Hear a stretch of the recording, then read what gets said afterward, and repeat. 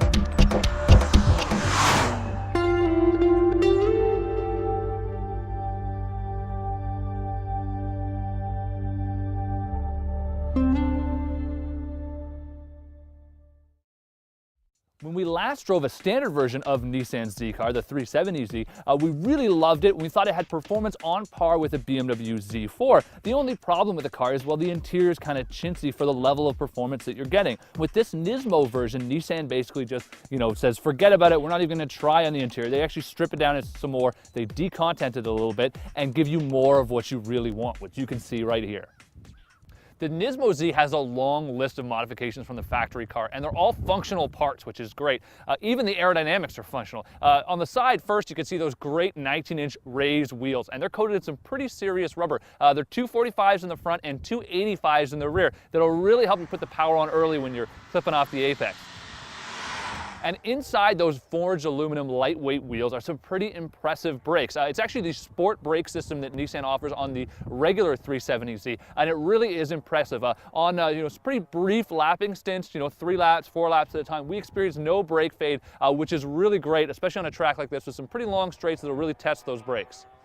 And of course, Nissan's suspension gurus went to work updating pretty much everything about the car. It actually has stiffer sway bars, it has stiffer spring rates and dampers. So everything's been changed and really firmed up. You feel it on the street in terms of just a little bit of harshness to the drive quality, but here on the track, it just feels really well planted, very little body roll. It's a great package. And let's not forget the aerodynamic kit on this car. It really is aggressive, and sure, it looks hot on the street, but it's functional, delivering 150 pounds of downforce at 75 miles an hour. It's got this enormous rear wing, and it's actually 6 inches longer than the stock car because of the great big lip on the front that really sort of gives it that aerodynamic advantage. If you're a fan of the big spoiler out back, chances are you're also going to love the nice red engine cover. Now, there are some functional things under the hood here too. You've got this nice Nismo strut tower bar that does help the chassis give a bit more rigidity. Under that red cover, however, there is a little bit more horsepower than before. The factory 3.7 liter V6 stays intact, but it does make 18 more horsepower. So we're now up to 350 horsepower. That comes at 400 RPM higher, so you do have to rev up to 7,400 RPM as opposed to 7,000 RPM. But on a track day like this, we're happy to do that. There's also an extra 6 foot-pounds of torque for whatever gain that gives you.